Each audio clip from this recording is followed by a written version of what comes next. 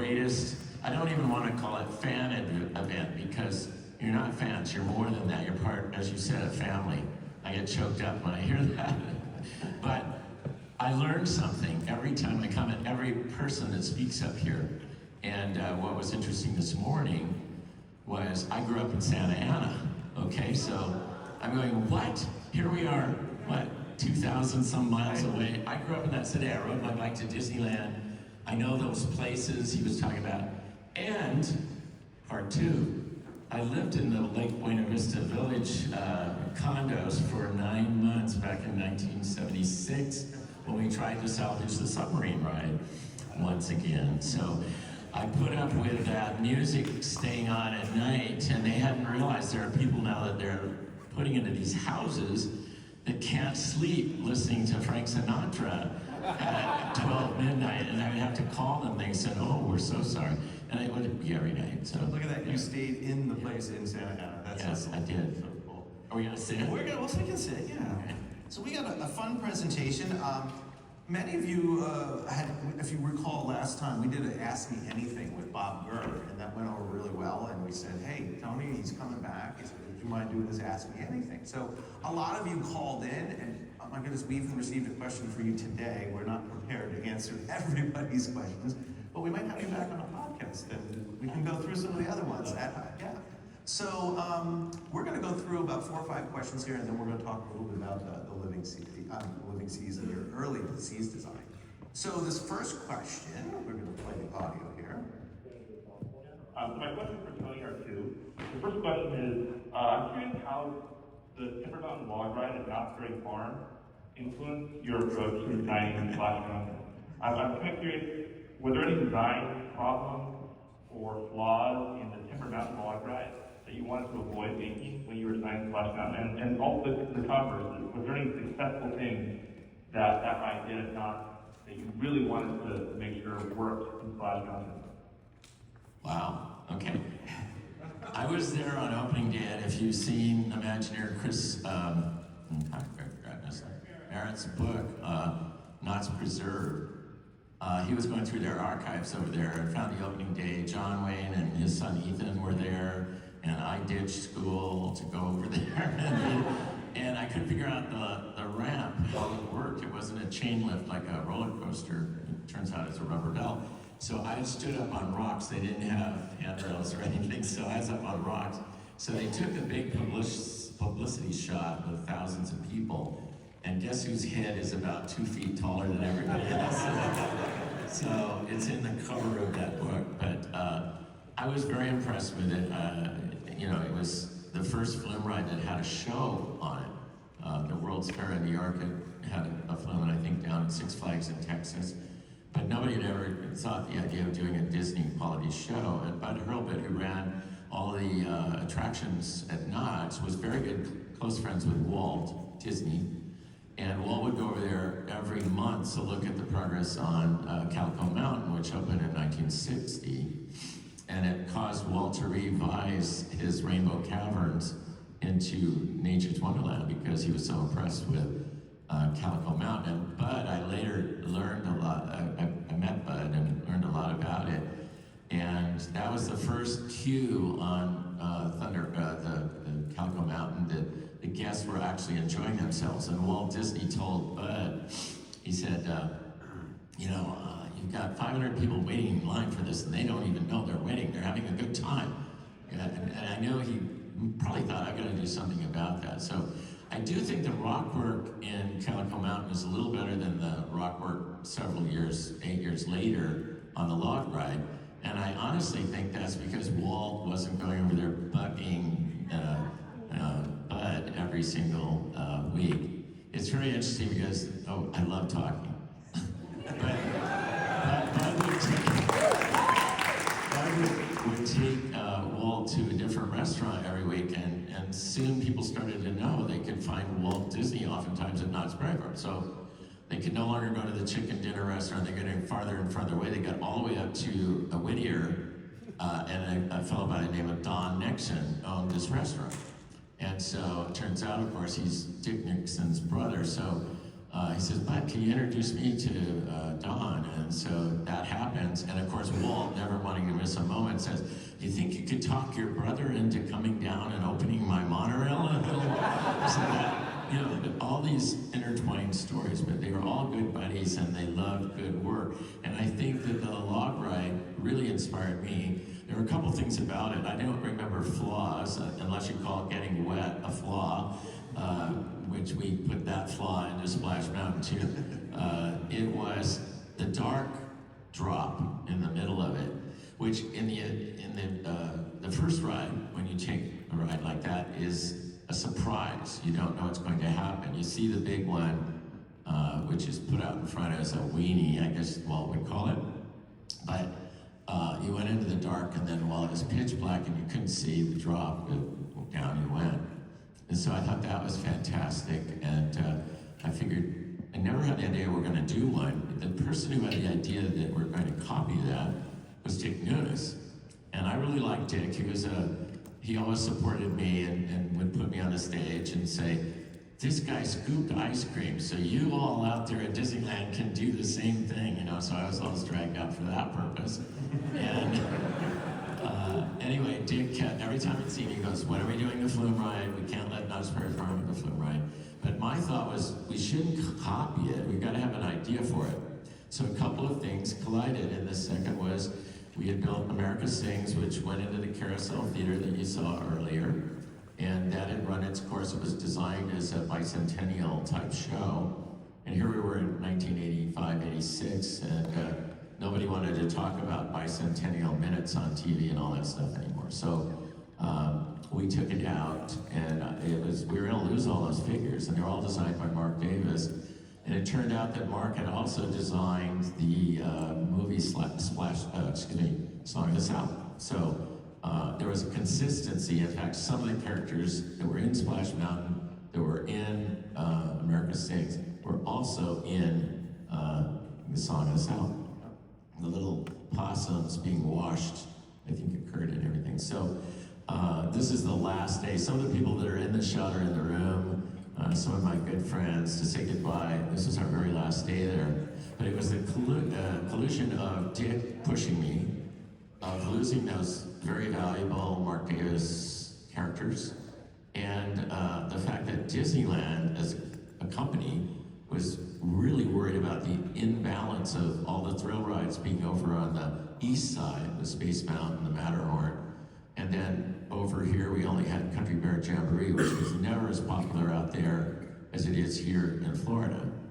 And so that became the trajectory that you've heard the story of me driving up to Imagineering, Dick Nunes getting him off my neck, saving those figures, and then putting a big high-capacity thrill adventure over on the west side. Whew, that was long.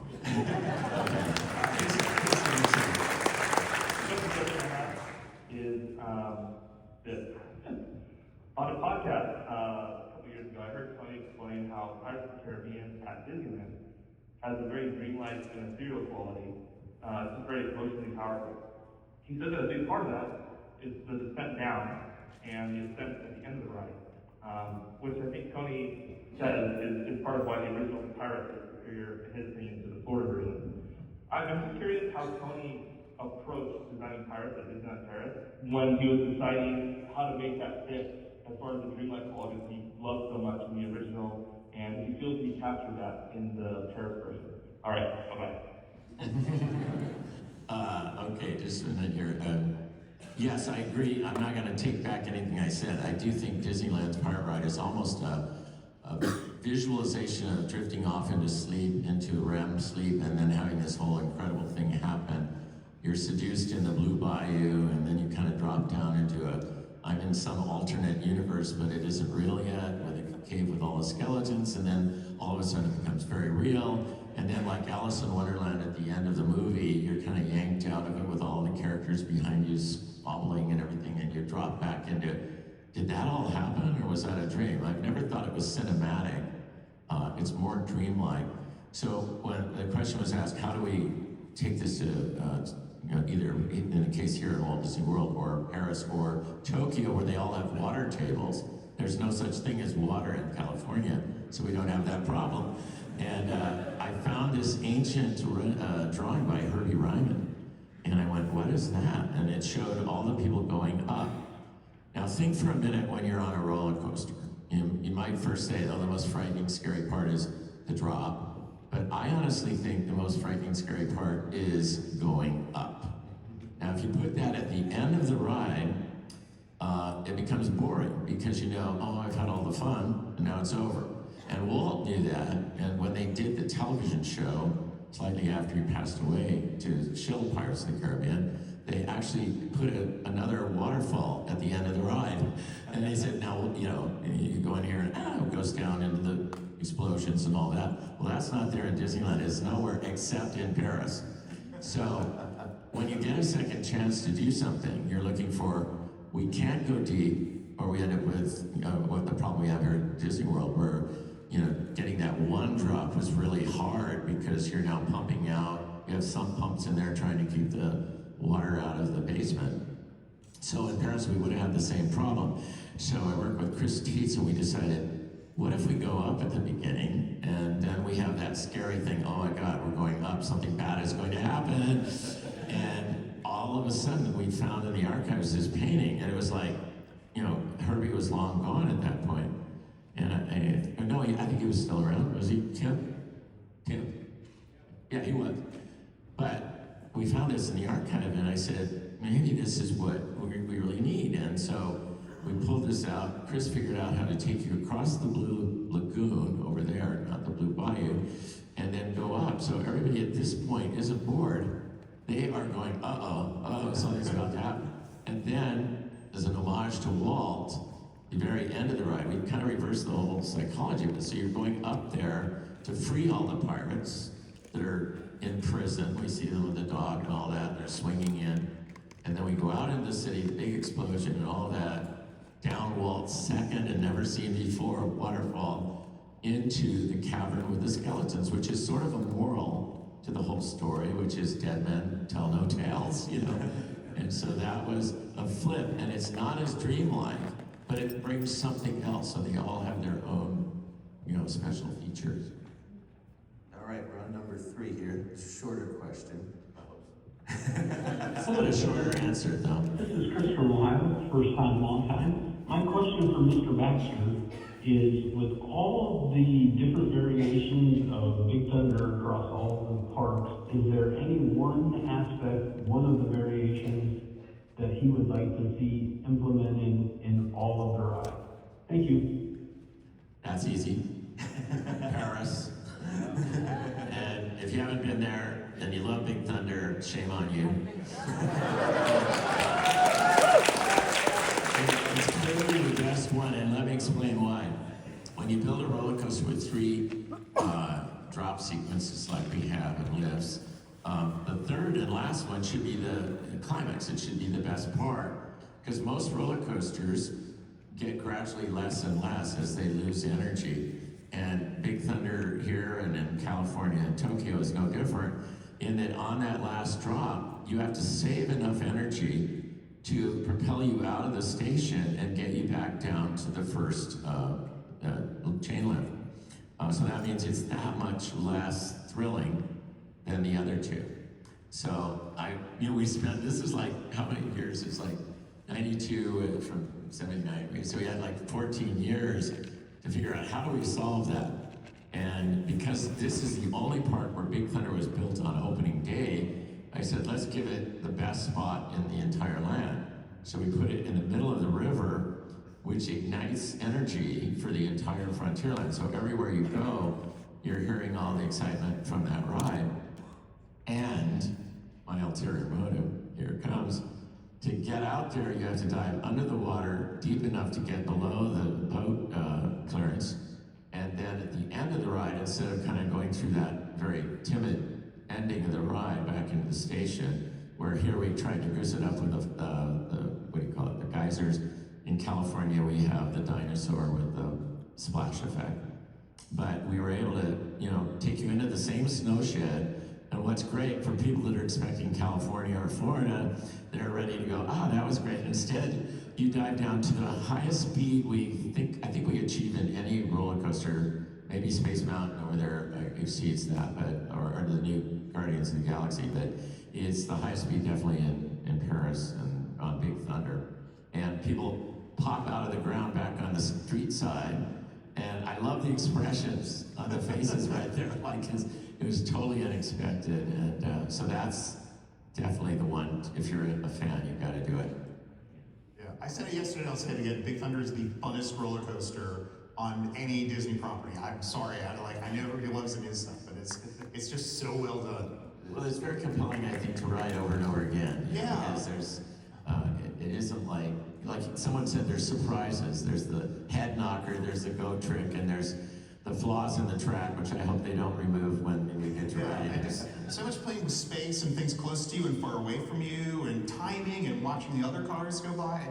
When we talk tribal knowledge, Claude taught me that, like in the Great Pirate Ride that he did in Disneyland, taking you down to that narrow point in the caverns, and then you hear that, chilling voice go, "No fear have ye of evil curses." And then it opens up into the most spectacular indoor, outdoor pirate battle ever staged, which Goonies copied, by the way. All right, so number 4 here, another Chris. How these got selected, not by name. Hey guys, my name is Chris Camino. I have a question for Tony Baxter. Did he ever hear music?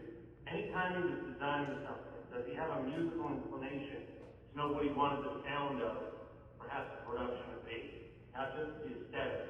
And was he ever involved in that when it got to that point where they were trying to figure out how you actually make this thing complete?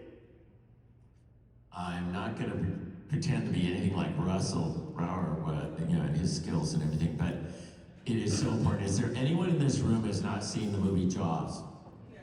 No. Wow. Okay, when the opening experience with the shark is about to happen, and the girl is out there swimming in this placid night, if you heard Hawaiian music, you'd expect her lover is going to come out, and it's going to be a lovely moment. But John Williams changed history in that film, and what that pulsing, throbbing moment that you knew where the crescendo was going to hit is going to match the attack, and so that da-dun, da-dun, da-dun, da-dun. In a ride, you don't have the luxury of understanding dialogue, and in a thrill ride, you have really only one concern: am I going to live? Am I going to go wet? And I don't care what they're talking about off board. I'm only going to, worry about getting through this thing. So music becomes a narrator and an ability to guide the guests emotionally through an experience that matches nothing. So I picked a couple of things here. Because of the Seas Pavilion, this one is what I call, when you're starting, I don't like to say the blank piece of paper. That was Marty's thing. I always feel we have a lot of really strong guideposts. And in the case of the Living Seas, we're in this thing called Future World, and we're going to be talking about a subject based on the ocean. And so I try to find something that either cinematically or on television or whatever that I can link into my head and begin to get a feeling for where we're going to go with this. And the first scene we had, we'll talk a little bit later on this, about the 7 great seafarers. I remember an obscure thing in Disney so dear to my heart, where they talked about Christopher Columbus. And we had this opening scene with the 7 seafarers, and once I got this into my head, I knew what it was going to feel like to be in a revolving theater, big 180 degrees segment, and then it transforms and moves you around into part 2. I think we have a sample of that. We do here, Said stick to infinity. If you got that stuff, oh, stick to infinity. You're gonna do alright. Oh, and adversity from the heaviest block. Oh, stick to infinity. Never lost a fight. Yes, sirree. Yes, sirree. You can clear the deck for opportunity.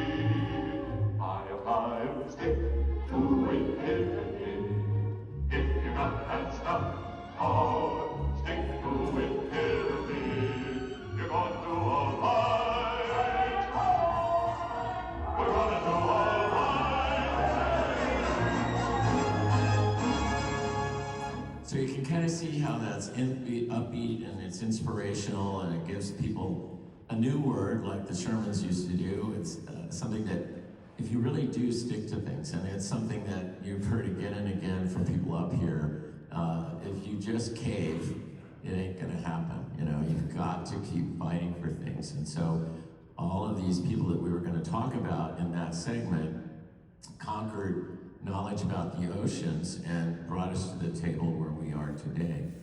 This was my first concept before we knew what we were doing. So again, if stick-to-itivity was a oral, image that started to give me some thoughts, I put together, we had just gotten to, the Arctic in submarines. We had, I love the Poseidon references, and I guess I'd call him Triton today since that's the official Disney version of Neptune. But these were just some images about underwater exploration. You can see the theater that would revolve through this whole thing, and just a beginning place. And I don't think it ever was a blank sheet of paper. It was like, how do I get these things both verbally and musically and visually to start to be something that other people can buy into the emotion of it and take it further. I think we have two other music clips you want to talk about, right? You tell me when to start. All right, so the next two are a good example of stick-to-itivity. The first is a good song, and I think you'll recognize the second one as a great song. And it would have been real easy to say, yeah, that's okay, I think that's gonna work good. And it was done by Bob Moline, who did most of the Epcot music, so I was like persona non grata when I said no. So maybe a lot of you haven't heard it, but here it is. Let's all take a journey into imagination. Let's all take a journey into imagination, where inspiration goes far beyond our world of space and time. Get on board, we're gonna find some brand new creations, new sensations you can feel without a reason or a rhyme. Imagination is the magic key that can turn your dreams into realities.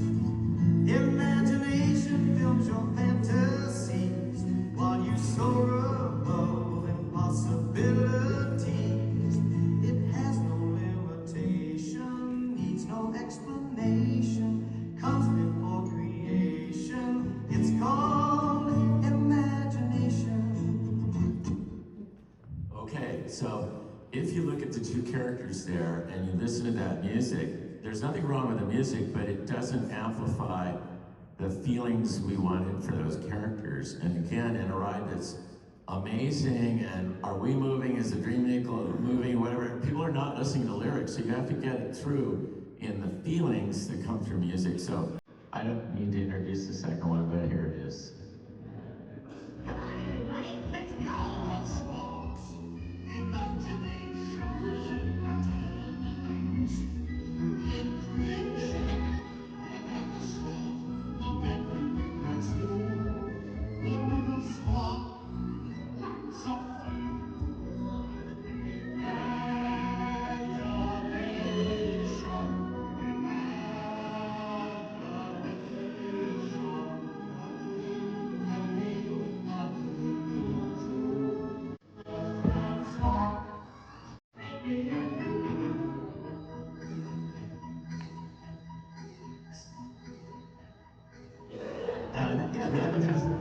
When Russell was talking about Buddy Baker and how he couldn't believe it was with him, this was my introduction to knowing Richard and Robert as friends.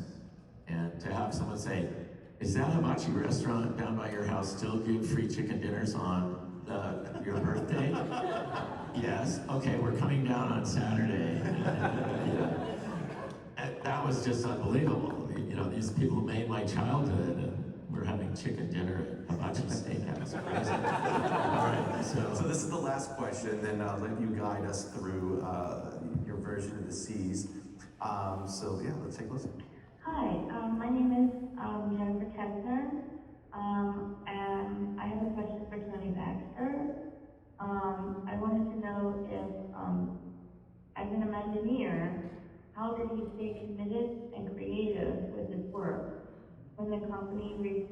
5 is brilliant imagination pavilion, leaving out the main characters and all that was unique and creative about the pavilion, while leaving the guests who love the pavilion completely heartbroken and continue to leave it lacking quality even to this day. That's a heavy question.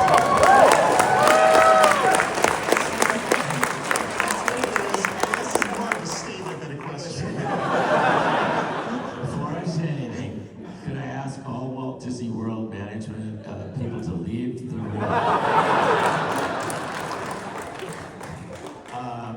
It's interesting because I'll try to dispel a few things. I was alerted to the changes by the Kodak representative Bob Gibbons, who we're still very good friends. And he said, I don't know how to get through these people. They don't understand anything about what made this ride right. And I will tell you that Bob was my best partner on this thing in terms of the philosophy of it. Kodak at that time was America's storyteller, and they wanted imagination to show that all of us can be imaginative. It's not something that the current version sort of says, you don't have any, and we're gonna show you a skunk, and we're gonna show you a train. And now you're imaginative. I don't understand what's going on in there, but neither did Bob. And I said, rewrite it, and I'm gonna send your letter on to management, because I'm not working on it, but I will send it to management, so write it knowing that it's going there. And he got a call from Bob the next week saying, I've been taken off the project. And he was told that when it opened, he would be able to comment on it. And he said, I didn't know what I was gonna say. And it turned out the ride that he went through was with the people that he needed to say it to in the same car. So when they stepped out, he said, I just looked at them and I went, and 2 days later I said, you're redoing it and we're not paying a cent to have it done. So unfortunately Kodak was kind of at the end of a dynasty when digital, they didn't step on board. What I can't understand now is that this has been in there longer than the good ride. And, we're in danger of building children that don't know what Figment was. And I want you to go to the next slide, because one person who may be in the room, Jason, are you here? I need to give Jason the keys to this attraction and let him do what he's put into this little golden book. I cried when I read it.